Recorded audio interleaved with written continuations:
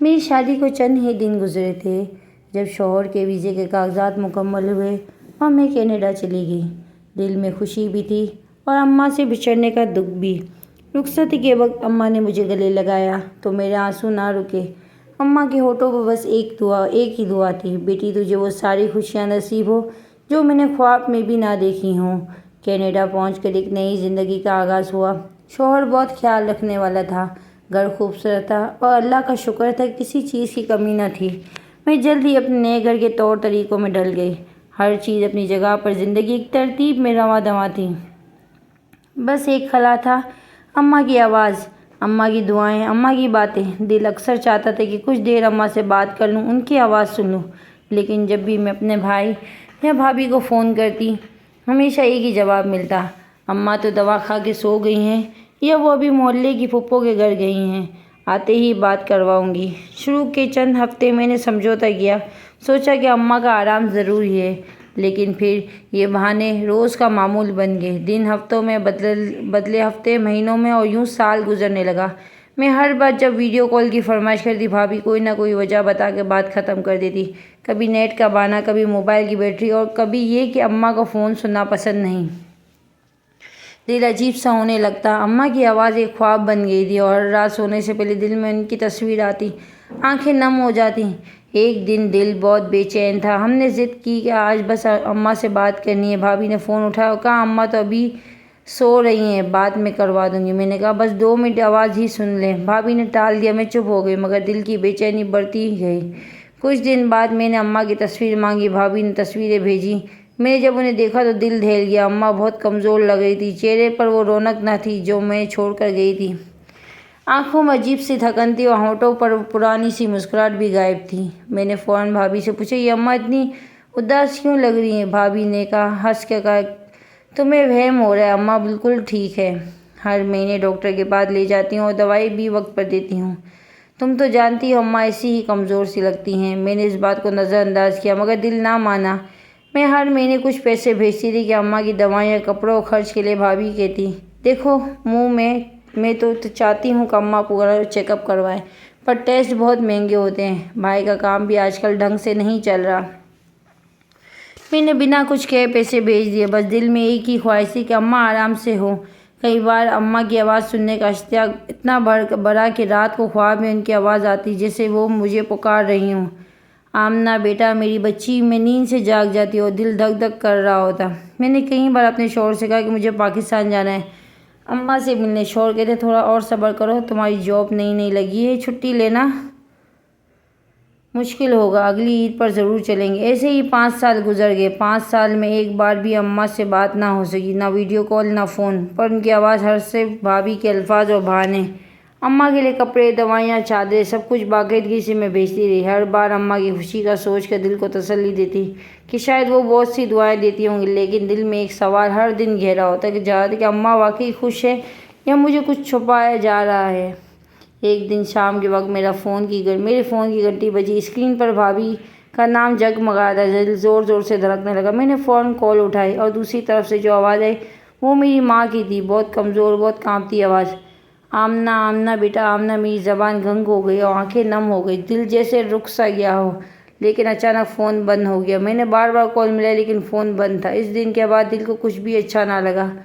ہر لمحہ دل ایک عجیب بے چینی سے گر رہا، جیسے کوئی طوفان آنے والا ہو، جیسے کوئی پردہ اٹھنے والا ہو۔ پھر طوفان آیا، ایسی شدت سے آیا کہ میرا دل چیخ اٹھا۔ لیکن اس واقعے سے پہلے میں صرف اس سوال میں الجھ رہی کہ میری اماں مجھے کیوں نہیں مل رہی۔ 5 سال میں ایک بار بھی ان کی آواز پوری طرح سننے کو نہ ملی۔ یہ سوال اب میرے لیے محض سوال نہیں رہے تھے، بلکہ ایک بھیانک حقیقت کی تہمید بننے والے تھے۔ فون بند کرنے کے بعد میں نے بار بھابھی کو کال کی، لیکن ہر بار فون بند ملا، انہوں نے اٹھایا نہیں۔ میرے دل میں عجیب سی ہلچل مچی ہوئی تھی۔ وہ چند لمحے اماں کی لرزتی ہوئی آواز، ان کا نام لینا اور پھر اچانک فون کا بند ہو جانا، یہ سب میرے وجود پہ ایک بوجھ بن گیا تھا۔ مجھے کسی بھی چیز میں دل نہیں لگ رہا تھا، یہاں تک کہ شوہر نے بھی محسوس کیا کہ میں کچھ بدل گئی ہوں۔ ایک دن میں نے ہمت کر کے دوبارہ بھابھی کو میسج کیا، مجھے اماں کی حلیہ تصویر بھیجیں۔ وہ تصویر جو آئی اسے دیکھ کے میرا دل مزید بوجھل ہو گیا۔ اماں کا چہرہ مزید کمزور لگ رہا تھا، آنکھوں کے گرد ہلکے گہرے ہو چکے تھے، ان کی جلد عجیب سی پیلاہٹ تھی جیسے وہ کئی دن سے بیمار ہو۔ ماتھے کی شکنیں پہلے سے زیادہ گہری ہو چکی تھی۔ میں نے تصویر کو بار بار غور سے دیکھا اور ہر بار اماں کی آنکھیں جیسے مجھ سے کچھ کہنا چاہ رہی تھیں، جیسے ان کے لب خاموش ہو لیکن دل بہت کچھ سنا رہا ہو۔ میں نے فوراً بھابھی کو کال کی، اس کی بار کال اٹھا لی۔ بھابھی یہ تصویر کب کی ہے؟ اماں ٹھیک ہے، بہت کمزور لگ رہی ہے۔ بھابھی کی ہنسی فون کے دوسری جانب سنائی دی۔ اماں تمہیں وہم ہو رہا ہے، اماں بالکل ٹھیک ہے، یہ بس تصویر کی روشنی کا اثر ہے۔ ہاں، اور وہ عمر کی وجہ سے تھوڑی کمزور لگتی ہے، لیکن ڈاکٹر سے باقاعدگی سے چیک اپ کرواتی ہوں، تم فکر نہ کرو۔ میں نے سانس بھر لی مگر دل اضطراب کم نہ ہوا۔ پچھلی بار اماں نے مجھ سے بات کی تھی، یاد ہے؟ فون پر وہ کچھ کہنا چاہ رہی تھی، تم نے فون کیوں بند کر دیا؟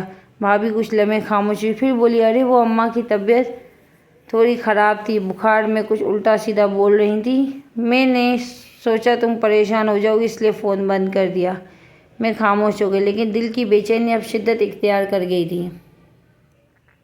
چند دن بعد میں نے جیسے تیسے اپنی مصروفیت سے وقت نکالا اور اماں کے لیے کپڑے، دوائیاں، گرم چادر، ان کی پسندیدہ چیزیں پیک کی اور ایک بڑا سا پارسل تیار کیا اور کوریئر کروا دیا۔ ساتھ ایک خط بھی لکھا تھا جس میں صرف یہی کہا کہ اماں میں بہت جلد آپ کے پاس آؤں گی، بس آپ اپنا خیال رکھیں اور پلیز جب بھی موقع ملے مجھے فون ضرور کریں، مجھے آپ کی آواز کی بہت یاد آتی ہے۔ یہ پارسل بھیجنے کے چند دن بعد بھابھی کی کال آئی، آمنہ اماں نے تمہارا پارسل دیکھا، بہت خوش ہوئی ہیں، وہ تو اتنی رو دیں کہ ہمیں ڈر لگتا ہے کہ ان کی طبیعت نہ بگڑ جائے، تم واقعی بہت خیال کرتی ہو ان کا۔ میں نے پوچھا، کیا انہوں نے کچھ کہا؟ بھابھی نے تھوڑے ہنستے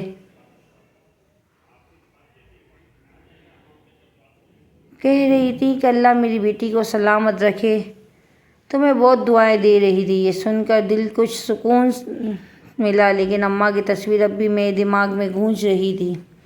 میں نے فیصلہ کیا اس بار ان کے علاج کے لیے الگ سے پیسے بھیجوں گی تاکہ بھابھی کو کسی بہانے کی ضرورت نہ ملے۔ میں نے اگلے دن 50,000 روپے بھیجے اور ساتھ میسج کیا کہ اماں مکمل چیک اپ کروا لیں، برائے کرم انہیں اچھے اسپیشلسٹ کے پاس لے جائیں اور پوری رپورٹس کی تصویر مجھے بھیجنا۔ بھابھی نے فوراً جواب دیا، بالکل فکر نہ کرو، انشاءاللہ مکمل چیک اپ کرواؤں گی، تم بہت اچھی بیٹی ہو۔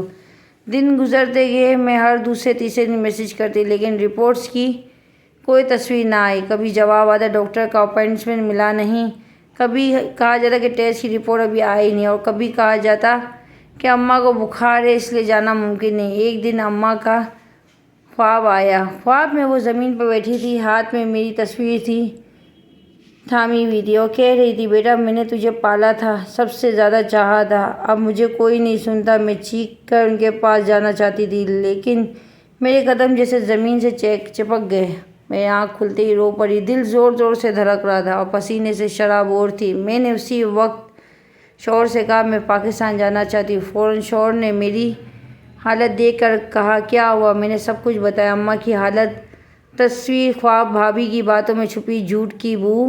وہ خاموشی سے میری بات سنتے رہے، پھر آہستہ سے بولے، آمنہ سب کچھ ٹھیک ہے، بس تمہیں غلط فہمی ہو رہی ہے۔ وہ کافی دیر تک مجھے تسلی دیتے رہے، میں نے سر ہلایا مگر دل میں عجیب سی بے چینی تھی۔ فون کی وہ آواز آج بھی میرے کانوں میں گونجتی ہے، آمنہ بیٹا، آمنہ، وہ لرزتی سسکتی ہوئی آواز جیسے میری ہڈیوں میں اتر گئی ہو۔ میں نے پل بھر کے لیے یقین نہیں کیا، یہ اماں کی آواز تھی۔ 5 سال بعد پہلی بار ان کی زبان سے اپنا نام سنا تھا، دل جیسے دھڑکنا بھول گیا تھا۔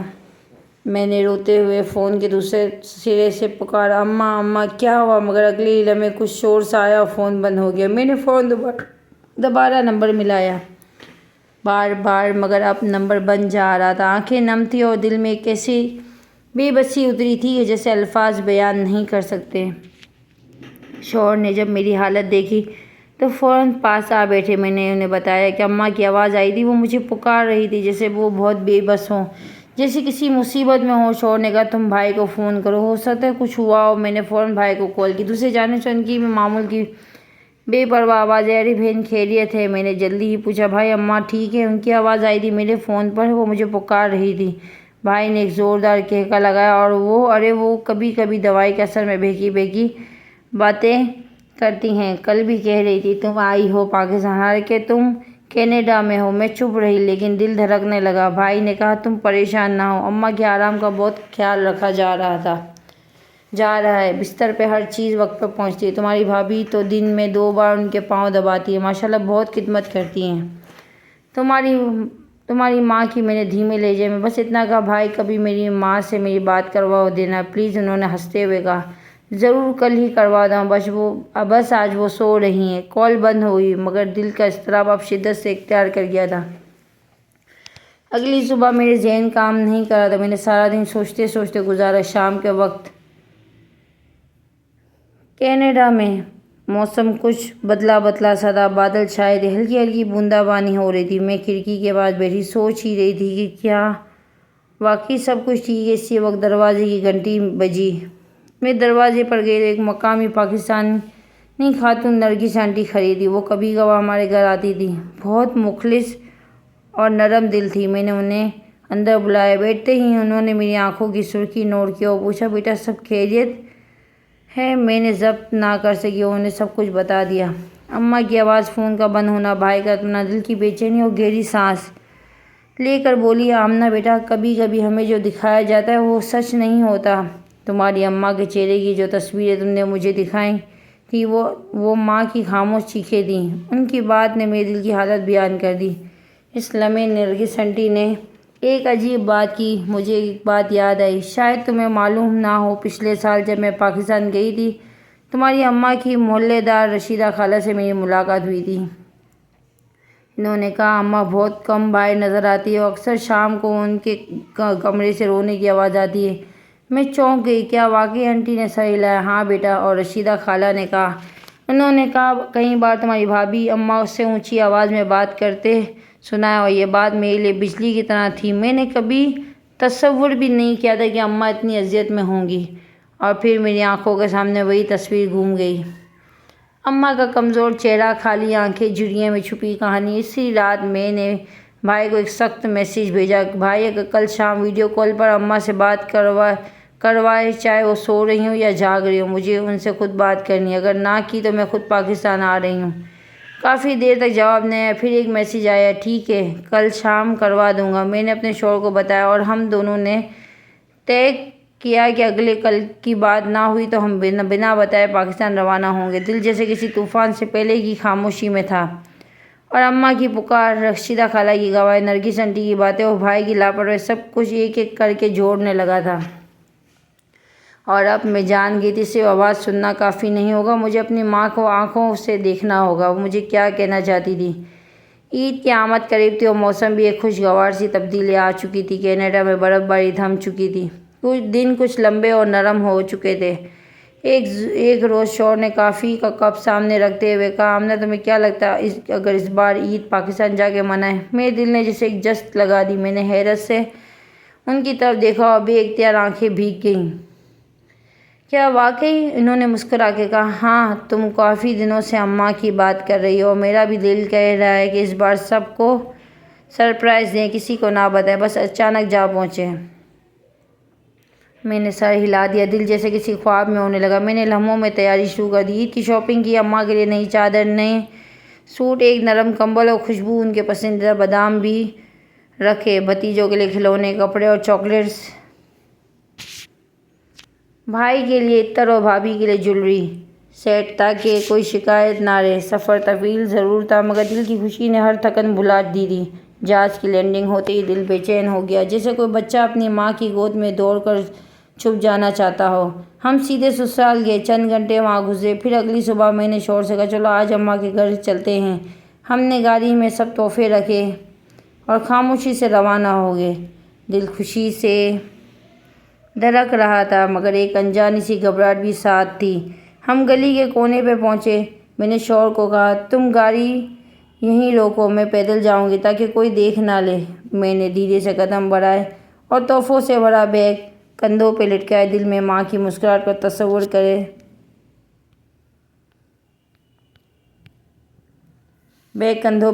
ماں کی مسکراہٹ کا تصور لیے دروازے کے قریب پہنچی مگر وہ دروازہ جو ہمیشہ بند رہتا تھا آج کھلا تھا۔ مجھے عجیب سا لگا جیسے کچھ غیر معمولی ہو رہا۔ آنگن سے شور کی آوازیں آ رہی تھی۔ میں نے اندر جھانکا تو محلے کی کچھ عورتیں صحن میں کھڑی تھیں، چہروں پہ حیرت کے، ماتھے پہ میں نے خاتون سے پوچھا کیا ہوا خالہ، سب خیریت ہے؟ انہوں نے چونک کر میری طرف دیکھا اور دھیمی آواز میں کہا آمنہ بیٹا اندر جا کر دیکھو، بہت برا حال ہے۔ میرے قدم جیسے زمین پر آکھڑ گئے، تیزی سے اندر بھاگی۔ جو منظر میں نے دیکھا میرے حواس گم کر گیا۔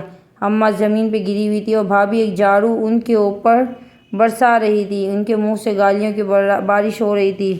بڑھیا، میں تم سے تنگ آ چکی ہوں، گرم پانی میرے بچوں پر پھینک دیا، اب تمہیں مزہ چکھاتی ہوں۔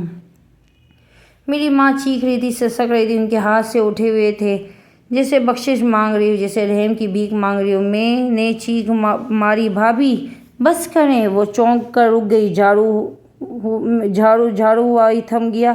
اور تم آمنہ؟ اس کا چہرہ زرد ہو گیا، آنکھیں پھیلی گئیں اور پیچھے ہٹ گئی۔ میں بھاگ کر اماں کے پاس پہنچی اور ان کا جسم کانپ رہا تھا، چہرے پہ خراشی، لباس گندا اور آنکھیں نم۔ میں نے انہیں گلے لگا لیا، میرے کپڑے ان کے آنسو سے بھیگ گئے۔ اماں میں آ گئی ہوں، آپ کی آمنہ آ گئی۔ انہوں نے میرا چہرہ چھوا لرزتے ہاتھوں سے اور بس اتنا کہا بیٹا دیر ہو گئی۔ میرے شوہر بھی اندر آ چکے تھے۔ انہوں نے فوراً صورتحال سنبھالی۔ محلے کی عورتیں خاموشی سے ہمیں دیکھ رہی تھیں۔ کچھ نہیں، آنسو پوچھے آ گئی، بھر کے واپس جانے لگی۔ میں نے اماں کو سہارا دیا، انہیں اپنے ساتھ گاڑی تک لے گئے۔ ان کے جسم پر نیل کے نشان تھے، کچھ جگہوں پر جلی ہوئی لگ رہی تھی۔ میں نے شوہر سے کہا سیدھے ہسپتال لے چلو۔ رستہ بھر اماں میرے ہاتھ پکڑے رہی، جیسے کہ ڈر ہو میں کہیں پھر سے نہ چھوڑ دوں۔ ان کی آنکھوں میں وہ خوف تھا جو برسوں کا ظلم بیان کر رہا تھا۔ ہسپتال میں چیک اپ ہوا، ڈاکٹر نے کہا یہ زخم پرانے بھی ہیں اور کچھ حالیہ بھی۔ جسم میں کمزوری ہے، خون کی کمی اور ذہنی دباؤ کی علامت ہے۔ میرا دل جسے کسی نے مٹھی میں جکڑ لیا۔ میں نے سر جھکایا اور اماں کے قدموں میں بیٹھ گئی۔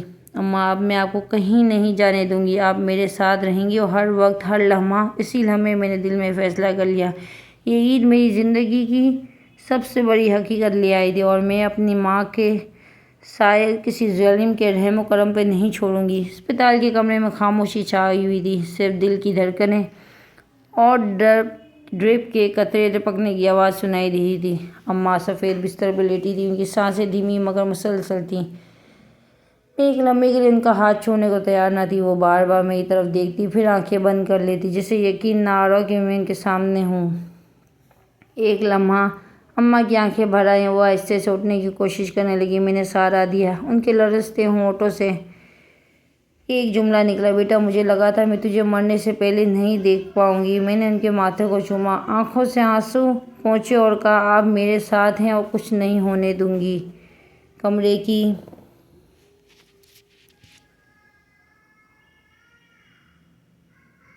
کمرے کی ایک دیوار پر سایہ سا پڑا ہوا تھا، شاید سورج کا جھکتا زاویہ تھا یا میرے دل کی الجھن کا عکس۔ مگر اس لمحے اماں نے اپنی چادر کے ریل پلو آنسو پوچھے اور آسمان کی طرف جھولی اٹھا دی۔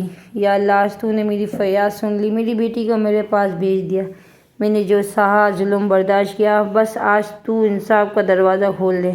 میں نے ان کی لرزتی جھولی کو دیکھا اور میرا دل جیسے چھلنی ہو گیا اور ان کے جسم نیلوں سے بھرا تھا۔ ہاتھوں پر پرانے زخموں کے نشان تھے، کچھ تازہ تھے، کچھ پر پٹی بندھی ہوئی تھی۔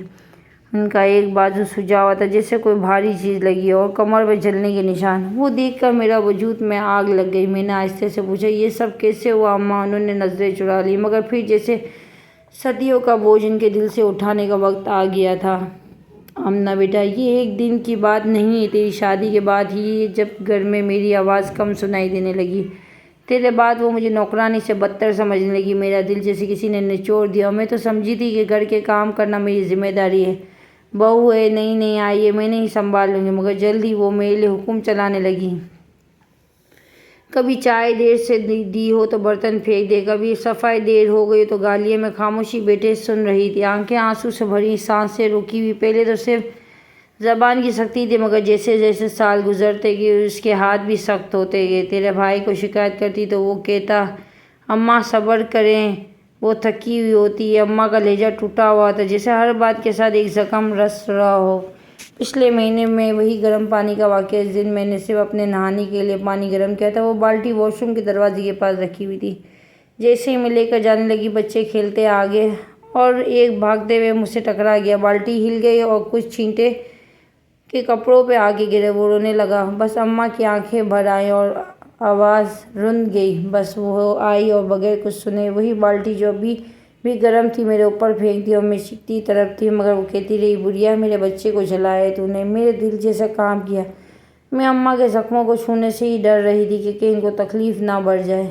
محلے والیوں نے شور سنا تب آ کر بچاؤ کی، ورنہ شاید وہ انہیں ان کی بات بھی ادھوری چھوڑ دیتی۔ میں ان کے ہاتھوں کو چوم لیا اور آنکھوں سے بہتے آنسو کو روکا۔ اماں آپ نے مجھے پہلے کیوں نہیں بتایا؟ انہوں نے ہلکا سا ہنس دیا، مگر وہ ہنسی دکھ کی انتہا تھی۔ بتاتی تو کیا ہوتا بیٹا، تجھے تکلیف ہوتی، تیرے گھر کا سکون خراب ہوتا۔ میں چاہتی تھی کم از کم تو خوش رہے۔ میں نے ان کی پیشانی کو چوما اور دل ہی دل میں عہد کر لیا، اب ان کی زندگی کی ہر تکلیف کا حساب لوں گی۔ اور رات دیر تک میں ہسپتال کے ساتھ بند کمرے میں اماں کے ساتھ بیٹھی رہی، ان کا ہاتھ پکڑ کے، ان کو سر کو سلاتے ہوئے، بس یہی سوچتی رہی کہ کیوں ہمیں وقت ان کی لوگوں کی سچائی نظر نہیں آتی، جنہیں ہم سب کچھ سمجھ بیٹھتے ہیں۔ عید کی خوشیاں میرے لیے اب صرف ایک فرضی طور پر تہوار رہ گئی تھی۔ میرے لیے اصل عید اس لمحے ہوگی جب اماں کی آنکھوں میں آنسو جگہ سکون اور ان کے لبوں پر خوف کی جگہ دعا ہوگی۔ اور میں اس لمحے کا انتظار نہیں کروں گی، میں خود کو وہ لمحہ بناؤں گی کہ اسپتال سے واپس آنے کے بعد میں نے خود کو ایک نئی جنگ کے لیے تیار کر لیا تھا۔ اب معاملہ صرف جذبات کا نہیں رہا تھا، یہ میری ماں کی زندگی کے سوال بن چکا تھا۔ وہ ماں جس نے ساری زندگی میرے لیے قربانیاں دیں، جس نے اپنی خوشی کا گلا گھونٹ کر میری اونچائیوں پر پہنچایا، مجھے وہ کسی رحم و کرم پہ زندگی کا آخری دن گزار رہی تھی۔ 2 دن کے علاج کے بعد اماں کی حالت کچھ بہتر ہوئی۔ میں نے بھائی کو فون کیا۔ میں جانتی تھی یہ بات اب صرف رسم ادا کرنے والی نہیں بلکہ فیصلہ کن گفتگو تھی۔ دوسری طرف سے آواز آئی، تھوڑا لاپرواہ انداز، وہاں آمنہ کیسی ہے؟ اماں میں نے ضبط کرتے ہوئے کہا، بھائی اماں اب بہتر ہے، مگر جو کچھ ہوا ہے وہ ناقابل معافی ہے۔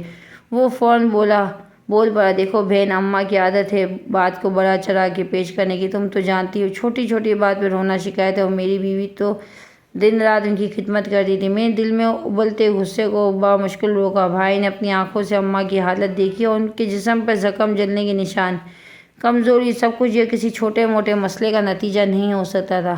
وہ جیسے لا تعلق ہو گیا تھا۔ آمنہ تم جذباتی ہو رہی ہو۔ بس وہ لمحہ تھا جب میں نے دل میں ایک فیصلہ کر لیا، بھائی اب یہ نہیں سن سکتی کہ میں اماں کو اپنے ساتھ کینیڈا لے جا رہی ہوں، اور ان کی باقی زندگی وہ ہر سکون پائے گی جس کے وہ حقدار ہے۔ دوسری طرف خاموشی چھا گئی، اور پھر تھوڑا سا سرد لہجہ آیا، تمہاری مرضی، جو بہتر سمجھو وہ کر لو۔ فون بند کرنے کے بعد میں دیر تک اماں کے بستر کے قریب بیٹھی رہی۔ انہوں نے آہستہ سے میرا ہاتھ تھاما، بیٹا تم مجھے لے جا رہی ہے نا اپنے ساتھ، میں وہاں تنگ نہیں کروں گی۔ میں نے ان کا ہاتھ پہ بوسہ دیا اور کہا، اماں تنگ تو وہ ہوتے ہیں جن کے دل چھوٹے ہوتے ہیں، آپ میرے لیے دل سے سب سے بڑی دعا ہو۔ عید کا دن آ چکا تھا، ہمارے لیے وہ دن روایتی خوشیوں سے ہٹ کر ایک نئے سفر کی شروعات تھا۔ شوہر نے سب انتظامات مکمل کر لیے تھے۔ میں نے اماں کے لیے نیا لباس نکالا، ان کے لیے نرم جوتے خریدے اور ان کا دوپٹہ جس میں وہ ہمیشہ نماز پڑھتی تھی احتیاط سے سامان میں رکھا۔ ہم ایئرپورٹ پہنچے تو اماں کی آنکھوں میں عجیب سی چمک تھی، جیسے برسوں کی قید سے رہائی ملنے والی ہو۔ وہ بار بار پیچھے دیکھتی جاتی، جیسے کوئی آواز دے رہا ہو، جیسے کسی کونے میں ان کے زخموں کی گواہی چھپی ہو۔ میں نے ان کا ہاتھ مضبوطی سے تھام لیا۔ اماں اب پیچھے کچھ نہیں، بس آگے صرف محبت ہے۔ کینیڈا پہنچ کر میں نے ان کے لیے گھر میں ایک الگ کمرہ تیار کیا، نرم بستر، گرمی میں رکھنے والے ہیٹر، ان کی پسند کی چھوٹی سی جائے نماز اور کھڑکی کے سامنے کرسی جہاں وہ دھوپ میں بیٹھ سکیں۔ میں چاہتی تھی کہ وہ ہر وہ سہولت پائیں جس سے وہ محروم رہی تھی۔ پہلے ہی ہفتے ان کی طبیعت میں واضح فرق آیا اور ان کا چہرہ کھلنے لگا، آواز میں اعتماد واپس آیا اور نرمی سے بولنے لگی۔ سب سے بڑھ کر وہ مسکرانے لگی۔ میری چھوٹی بیٹی ان سے لیٹ کر کہتی، نانو آپ کہانی سنائیں نا، اور اماں ہنسی چھپاتے ہوئے کہتی، بیٹا کھجور رکھا، پھر سناؤں گی۔ ہم نے انہیں ایک اچھے ڈاکٹر کو دکھایا، مکمل چیک اپ ہوا۔ ڈاکٹر نے رپورٹ دیکھ کر کہا، یہ خاتون بہت عرصے سے ذہنی اور جسمانی اذیت میں رہی ہیں، مگر اب صحیح دیکھ بھال کی جائے تو عمر کے اس حصے میں بھی اچھا وقت گزار سکتی ہیں۔ میرا دل جیسے سجدے میں گر پڑا۔ دل ہی دل میں شکر ادا کیا، اور ہر روز ان کے ساتھ بیٹھتی، ان سے پرانی باتیں سنتی اور اپنی جوانی کی کہانیاں سناتی۔ ابا جی کا ذکر کرتی اور اکثر کہتے، آمنہ تم آ گئی ہو نا، اب مجھے کچھ نہیں چاہیے۔ ایک دن اماں نماز پڑھ رہی تھی، ان کی دعاؤں میں آنسو شامل تھے۔ نماز کے بعد میں نے ان سے پوچھا، اماں آج کیا دعا کی؟ انہوں نے دھیرے سے کہا، میں نے اللہ سے کہا اب جس دن بھی مجھے موت آئے، آمنہ کے آنگن میں آئے۔ سکون سے میں ان کے قدموں میں بیٹھ گئی، آنکھوں سے بہتے آنسو اور ایک عجیب سا سکون تھا، اور صرف ان کی بیٹی اپنی ماں کو بچا لینے کے بعد محسوس کرتی ہے۔ اب میرا ہر دن ان کی خدمت میں گزرتا، ان کے لیے کھانے وہی پکاتی جو وہ چاہتی، ان کی دوائیاں وقت پر دیتی، اور رات کو سونے سے پہلے ان کے ماتھے پہ ہاتھ رکھ ان کی نیند کا پہرا دیتی۔ میں جانتی تھی یہ سب دیر سے ہوا، مگر کبھی کبھی دیر سے ملا انصاف انسان کو وہ خوشی دیتا ہے جو وقت پر ملی راحت نہیں دے سکتی۔ میں ہر وہ لمحہ اماں کی آنکھوں میں دیکھ رہی تھی۔ کینیڈا کی خزاں نے جب درختوں سے پتے چننے شروع کیے تب میری زندگی میں ایک نئی بہار آ چکی تھی۔ اماں کی سانسوں میں اب وہ بے چینی نہیں رہتی جو پاکستان میں ہر وقت ان کے چہرے پہ چھائی رہتی تھی۔ وہ ہر صبح نماز پڑھتی، پھر کھڑکی کے پاس بیٹھ کے قرآن کی تلاوت کرتی اور شام کو چائے کے ساتھ پرانی یادیں دہراتی۔ میں ان کے ساتھ وقت گزارتی اور ان کی باتوں میں ڈوبتی، اور ہر ایک دن ایک نئی دعا بن کے گزرتا۔ اور ایک دن صبح کے وقت جب میں ناشتہ تیار کر رہی تھی تو میرا فون بجا۔ اسکرین پر پاکستان کا نمبر دیکھ کر دل ایک لمحے کو رک سا گیا۔ فون اٹھایا تو دوسری طرف میرے چاچا زاد بھائی کی آواز تھی، جو عام طور پر رسمی حال چال کے لیے کال کرتا تھا۔ آمنہ، بات سنو، کچھ سنبھل کے بیٹھو۔ میں نے فوراً کہا، کیوں، کیا ہوا؟ اماں کے بارے میں کچھ ہے؟ انہوں نے کہا، نہیں اماں ٹھیک ہے، مگر تمہاری بھابھی کا ایکسیڈنٹ ہو گیا ہے، بہت برا۔ میرے ہاتھ سے چمچ گر گیا۔ کیسے ایکسیڈنٹ؟ اس نے آہستہ سے کہا، بہت برا ہوا ہے آمنہ، دونوں ٹانگیں کٹ گئی ہیں، میں اسپتال میں ہوں، شاید تکلیف میرے قدموں تلے زمین نکل گئی۔ صوفے پہ بیٹھ گئی اور چہرہ ہاتھوں میں چھپا لیا۔ یہی وہی بھابھی تھی جس کے ظلم کی داستانیں میرے دل پہ شکم بن چکی تھی۔ چچا زاد بھائی نے مزید کہا، تمہیں پتہ ہے وہ مسلسل رو رہی ہے اور ایک ہی بات کہہ رہی ہے کہ اماں کو کہنا مجھے معاف کر دے، میں نے اس پر بہت ظلم کیے، اللہ نے مجھے سزا دے دی ہے۔ میری رونگٹے کھڑے ہو گئے، میں پورے جسم میں جیسے ایک سناہٹ دوڑ گئی۔ مجھے اماں کی وہ دعا یاد آ گئی جو انہوں نے اسپتال میں جھولی اٹھا کر مانگی تھی کہ جب ان کے جسم پر زخم تھے اور دل پہ داغ۔ یا اللہ، اب دنیا میں ہی میرا انصاف کر دے، مجھے وہ لمحہ دکھا دے جب ظالم کو اس کے عمل کی سزا ملی۔ کیا یہ وہی لمحہ تھا؟ کیا واقعی ماں کی بددعائیں اس طرح رنگ لائی تھیں؟ میرا دل لرز گیا اور آنکھوں کے سامنے ایک ہی دھند سی چھا گئی۔ شام کو میں نے اماں سے بات کی، ان کے چہرے پر پرسکون روشنی تھی، جیسے انہیں کہیں سے راحت ملی ہو۔ میں نے بات چھپائی نہیں، آہستہ سے کہا، اماں، پاکستان سے فون آیا تھا، بھابھی کا ایکسیڈنٹ ہو گیا ہے۔ اماں کا ہاتھ کانپنے لگا، مگر آنکھوں میں حیرت کے بجائے ایک گہرا سکون ابھرا۔ کیسے ایکسیڈنٹ؟ میں نے دھیرے سے کہا، ان کی دونوں ٹانگیں کٹ گئی ہیں اور آپ کو یاد کر رہی ہے، رو رو کے معافی مانگ رہی ہیں۔ کچھ لمحے خاموشی چھا گئی، پھر اماں نے آنکھیں بند کی اور آسمان کی طرف ہاتھ اٹھا دیے۔ تو بڑا عادل ہے، میں نے تیری عدالت پہ یقین رکھا تھا اور تو نے میرا یقین قائم رکھا۔ میں ان کے پاس بیٹھ گئی اور ان کا ہاتھ تھام کر کہا، اماں، اب آپ کے ساتھ کوئی ظلم نہیں ہوگا، نہ کوئی آواز دبائے گا، نہ کوئی زخم دے گا۔ اماں نے میری طرف دیکھا اور ان کی آنکھوں میں نمی تھی، مگر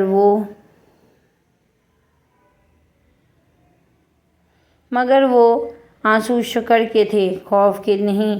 بیٹا، میں نے کبھی کسی کے لیے برا نہیں چاہا، لیکن جو میرے ساتھ کیا گیا وہ اللہ نے دیکھ لیا۔ آج اگر وہ عورت معافی مانگ رہی ہے تو یہ اس کی سزا نہیں، اللہ کی طرف سے دی گئی نشانی ہے۔ میں نے کہا، کیا آپ انہیں معاف کریں گی؟ وہ تھوڑا رکی اور پھر بولی، میں انسان ہوں، میرے دل میں درد بھی ہے، زخم بھی ہے، لیکن میں اللہ کے انصاف کے بعد اپنی طرف سے سب چھوڑ دیتی ہوں اور اس کی عدالت کافی ہے۔ میں جانتی تھی میری یہ ماں کی عظمت تھی جو وہ برسوں تک بے بسی سہتی رہیں، آج بھی معافی دینے کو تیار تھیں۔ کچھ دن بعد مجھے پھر پاکستان سے خبر ملی کہ بھابھی کی حالت مزید بگڑ گئی ہے، ان کا ذہنی توازن بھی متاثر ہو چکا ہے۔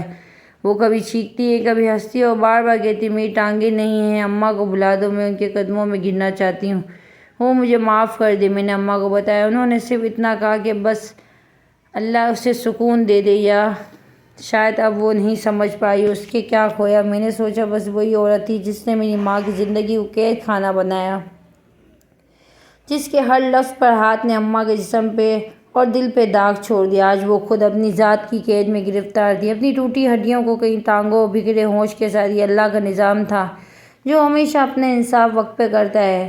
اماں کی دعا، صبر اور خاموشی نے وہ کام کیا جو شاید کوئی عدالت نہ کر سکتی۔ میں ہر دن اماں کے ساتھ گزارتے ہوئے اس لمحے کو یاد کرتی جب وہ جھولی اٹھا کر بولتی، یا اللہ، ابھی مجھے انصاف دیکھنا ہے۔ اور اللہ نے وہ دکھایا کہ پورے یقین کے ساتھ صبح کی ہلکی روشنی کمرے کی کھڑکی سے اندر آ رہی تھی۔ اماں نرم کمبل میں لپیٹی اپنی جائے نماز کے قریب بیٹھی تھی، اور ان کی آنکھیں بند تھیں، لب ہلکی ہلکی حرکت میں تھے اور چہرے پہ ایک خاص سکون پھیلا ہوا تھا۔ میں خاموشی سے ان کے قریب جا بیٹھی، ان کے اپنے ہاتھوں میں لیا۔ وہ ہاتھ کبھی تھر تھراتے تھے پر نیل تھے، جن کی انگلیاں روز جھاڑو اور برتنوں سے زخمی رہتی تھیں، آج ان میں نرمی اور اطمینان تھا۔ اماں نے آنکھیں کھولی اور دھیرے سے مسکرائے، آمنہ بیٹا، آج میری دعا قبول ہوئی۔ میں نے جب جھولی اٹھائی تھی نا تو صرف انصاف نہیں مانگا تھا، میں نے یہ بھی مانگا تھا کہ میں اپنی آنکھوں سے اس دن کو دیکھوں جب میرا رب مجھے خاموشی سے سرخرو کرے، اور میں نے کر دیا۔ میرے آنسو بہنے لگے۔ میں نے اماں کا ہاتھ چوما اور کہا، اماں،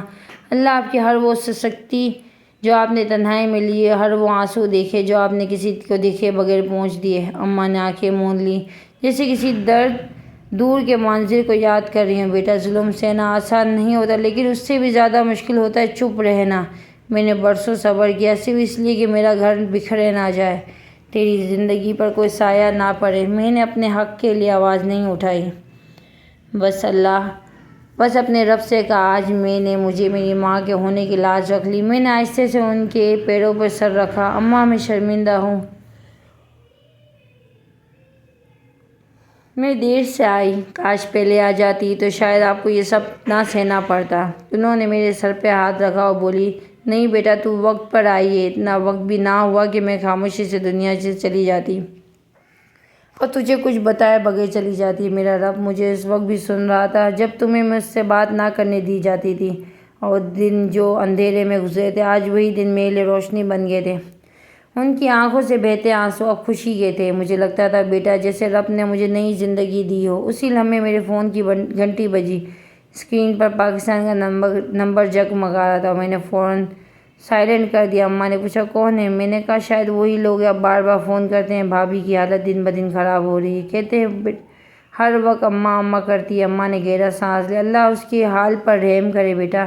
میں نے معاف کر دیا، دل سے، مکمل طور پر۔ میں نے انہیں حیرت سے دیکھا۔ واقعی ہاں بیٹا، میں نے اللہ سے انصاف مانگا تھا، بدلہ نہیں، اور جب وہ دے چکا ہے اب میرا دل خالی ہے، بس اللہ کا شکر ہے۔ میں نے دل میں سوچا، یہی وہ عظمت ہے جو صرف ماں کے حصے میں آتی ہے۔ برسوں تک ظلم سہنے کے باوجود وہ دل میں نفرت نہ پالتی۔ اسی دن شام کو اماں نے کہا، چلو باہر چلتے ہیں، تمہارے گھر کے سامنے وہ پارک دکھاؤ جہاں بچے کھیلتے ہیں۔ میں نے فوراً وہیل چیئر نکالی، اماں کو بٹھایا اور دھیرے دھیرے پارک کی طرف لے گئی۔ ہلکی ہلکی ہوا چل رہی تھی،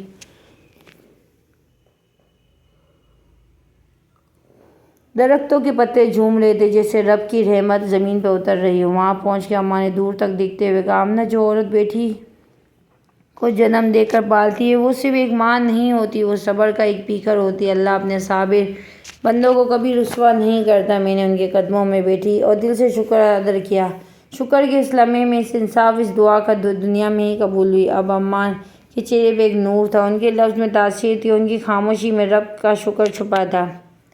میں جانتی تھی اب وہ ماں جو برسوں تک خاموش ظلم سہتی رہی، اپنے رب کی طرف سے بول چا چکی تھی، اور دنیا دیکھ لیا تھا۔ جس دن صبر کی قیمت ادا ہوئی، وہ دعا نے اپنی طاقت دکھا دی۔ پارک کے بینچ پر بیٹھے اماں ہوا کو محسوس کر رہی تھی، جیسے برسوں بعد انہوں نے آزادی کی خوشبو سونگھی ہو۔ ان کے چہرے پر سکون کی ایسی جھلک تھی جو شاید کسی عبادت گزار کو سجدے کے بعد نصیب ہوتی ہے۔ میں ان کے پاس بیٹھی خاموشی سے انہیں دیکھتی رہی۔ میں ہلکی کھنکی تھی، لیکن اماں کے چہرے پہ دھوپ جیسی گرموشی تھی۔ کچھ دیر بعد انہوں نے میرا ہاتھ تھاما، جیسے برسوں کا بچھڑا لمحہ دوبارہ پا لیا ہو۔ آمنہ، تم نے میرے لیے جو کیا وہ کوئی بیٹی نہ کرتی۔ تم صرف بیٹی نہیں، تم میری زندگی کا وہ آخری سہارا ہو جو مجھے میری دعاؤں کے بعد بدلے میں ملا ہے۔ میری آنکھوں سے آنسو بے اختیار بہنے لگے۔ اماں نے صرف اپنا فرض نبھایا، جو آپ نے میرے لیے کیا وہ میری ساری زندگی بھی لوٹا نہیں سکتی۔ اماں نے نظریں آسمان کی طرف اٹھا کر کہا، میں نے اللہ سے کبھی زیادہ نہیں مانگا، بس اتنا کہا کہ میرے مرنے سے پہلے میرا حق کا انصاف ہو جائے، اور وہ ہو گیا۔ وہ بھی دنیا کی آنکھوں کے سامنے ایک پرندہ قریب آ بیٹھا، جس سے وہ بھی اس لمحے کو گواہ بننا چاہتا ہوں۔ اماں نے ایک گہری سانس لی اور پتہ ہے آمنہ، جب میں تنہائی میں روتی تھی تو صرف ایک بات سوچتی تھی، کیا میری بیٹی کبھی میرے درد کو محسوس کر پائے گی؟ کیا وہ کبھی واپس آئے گی؟ اور جب تو آئی تو مجھے لگا میری روح کو وہ چین مل گیا جس کی میں ہمیشہ طلبگار رہی۔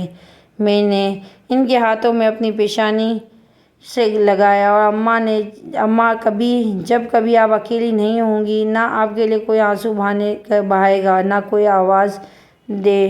شام گہری ہونے لگی، پرندے اپنے گھونسلے کو لوٹنے لگے، جیسے فطرت بھی کہہ رہی تھی کہ جو سفر دکھ سے شروع ہوا وہ صبر کے راستے چل کے سچائی کے انجام تک ضرور پہنچتا ہے۔ ہم گھر واپس کی طرف روانہ ہوئے۔ اماں کے چہرے پہ وہ روشنی تھی جو صرف انصاف پا لینے کے بعد ابھرتی ہو، اور میں دل ہی دل میں سوچ رہی تھی، کبھی کبھی اللہ ہماری خاموشیوں کو بھی سنتا ہے، اور جب وہ بولتا ہے تو ساری دنیا خاموش ہو جاتی ہے۔ یہ وہ لمحہ تھا جہاں دعا، صبر اور بیٹی کی محبت نے مل کر ایک ماں کو وہ مقام دلایا تھا جو صرف رب کی عدالت سے ہی ممکن تھا۔